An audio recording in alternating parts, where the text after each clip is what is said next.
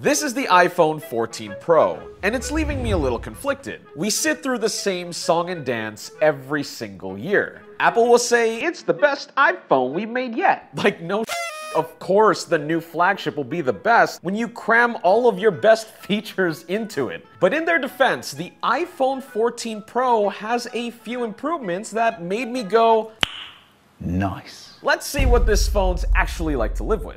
As always here on Denki channel, this isn't a comprehensive in-depth review on the iPhone 14 Pro, but rather some key points that stood out to me in the few days that I've spent with it. Over the years, I've come to manage expectations when it comes to new iPhones. Apple will always have this confidence when it comes to unveiling their products. After all, it's their job as a manufacturer to sell stuff to us. However, through the veil, even if the 14 Pro might not look all that different or feel revolutionary, Apple does a decent job keeping its top-level, no-compromises smartphone competitive going into 2023, all while maintaining its price from last year, at least here in the good old America.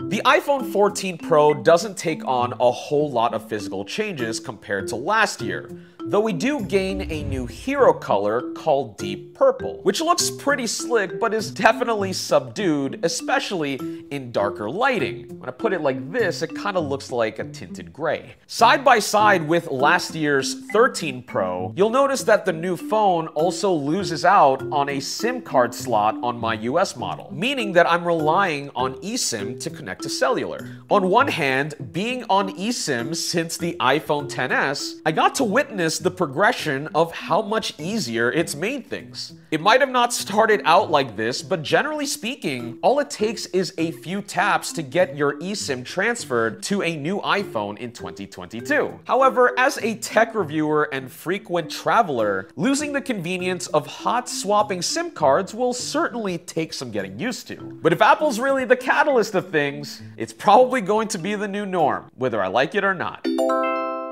Hardly surprising, the A16 Bionic is still the fastest chip around. But what got me more curious is the thermals. For context, my normal day-to-day use doesn't involve anything exhaustive like gaming. However, I do spend a lot of time in programs like Lightroom Mobile, editing photos with heavy color grading, masking, etc., which you wouldn't think would tax a system at all. But a common issue I've had on the iPhone 13 Pro, 12 Pro, and so on is overheating, especially during longer photo editing sessions. Not to the point of a noticeable drop in performance, but older iPhones would ramp down screen brightness and refresh rate as a last-ditch effort to cool the system down. Luckily, the 14 Pro handles this issue better than before, taking longer to throttle than the 13 Pro and with less of a hit to screen brightness over sustained heavy use. I'll leave the proper thermal analysis to more qualified peeps on the internet. But with people finding the A16 Bionic to be more efficient and having better cooling than last year, I'm not surprised that the 14 Pro can handle more demanding tasks for a longer period of time. I can't say for sure just yet, but I think this might be the main reason why I'd personally upgrade from the 13 Pro to the 14 Pro if it were my money. One of the more exciting developments with the iPhone 14 Pro is, of course, the Dynamic Island, which could probably be the title of one of those reality dating shows on Netflix. In all seriousness, I think Apple deserves some props for this. Rumors of a letter I-shaped screen cutout leading to the 14 Pro's announcement were technically accurate, but Apple augmented the design through their UI to lean into the pill and to make use of what would have otherwise been dead space. In the few days that I've spent with the 14 Pro, the Dynamic Island has been pretty sweet to keep tabs on certain background tasks, like listening to music, and this does use the Now Playing API, so apps like Spotify will work in addition to Apple Music. Other tasks like voice memo recording, timer, screen capping, and even maps will display useful information that you can interact with on the fly for some simple multitasking without having to bounce out of what you're doing. paired with fluid, playful animations, all this makes the dynamic island very approachable. It's certainly not a revolutionary feature, needs a lot of third-party developer support, and definitely makes full-screen videos a time. But you gotta appreciate the ingenuity put in to make the screen cutout seamlessly work with the phone. Good job, Apple. Also, some interesting features that stood out to me. Emergency SOS, which lets your iPhone communicate with satellites to get help when you're not around cell towers. And crash detection, that lets your phone contact safety services automatically if you've been in a car accident. I'd love to test these out one day. Or not. What's not so easy to get behind is the 14 Pro's always-on display, especially if you're a keen observer from the Android camp.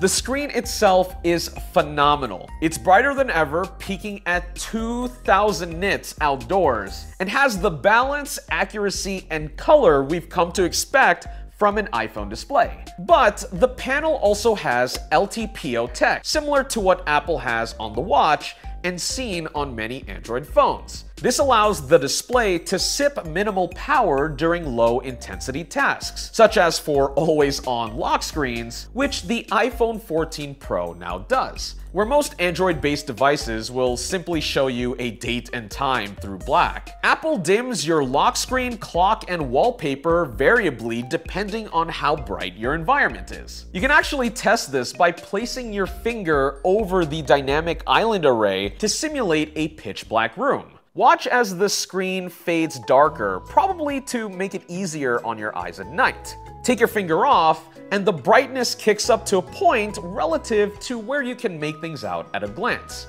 And of course, put your phone face down or in your pocket, and it'll power off the screen entirely.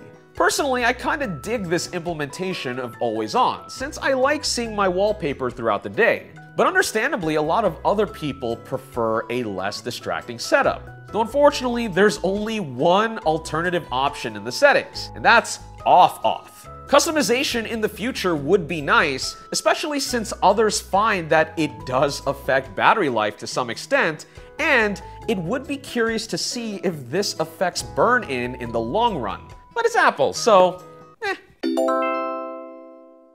As I mentioned in plenty of videos in the past, a huge reason why I spring for an iPhone every single year is because I use the cameras a lot, especially for my work here on YouTube, where I shoot plenty of stills for thumbnails and clips for videos. So, what's it like this year? While the 14 Pro improves on camera specs, in the real world, the differences aren't particularly noticeable compared to last year, unless you really scrutinize with a magnifying glass. Changes center around the new 48 megapixel main shooter, with a bigger sensor, higher resolution, and f1.7 aperture lens. On the tin, the iPhone finally has a camera that competes with flagship Android counterparts like the S22 Ultra. And just like those phones, it takes the 48 megapixel still image, then bins it down to a manageable 12 megapixel one that's easier on your storage or to share online.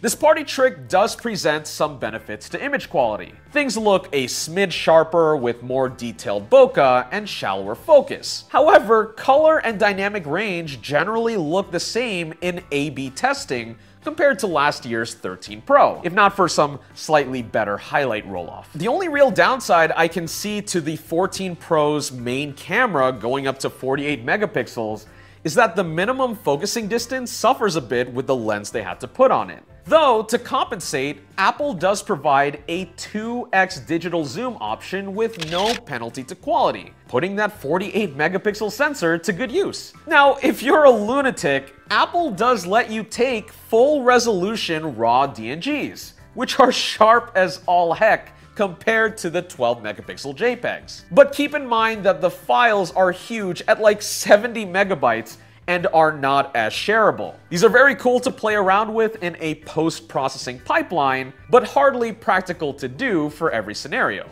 I'm not gonna go into depth with the rest of the cameras, though supposedly the 0.5, 3x, and the front-facing shooters got minor bumps. But I didn't really notice much of a meaningful difference. Not worse, just adequate as ever. Video on the 14 Pro is a very similar story of incremental updates. To my eye, image quality is virtually the same across the board as the 13 Pro, even in good and low light. We do get some new features like a bump to 4K 30 for cinematic mode, which I'm sure you'll see a lot of TikTokers use. Plus, there's an action mode, which offers hyper-stabilized video cropped at 2.7K, and it works surprisingly well. Again, nothing mind-blowing here, but certainly not worse than last year.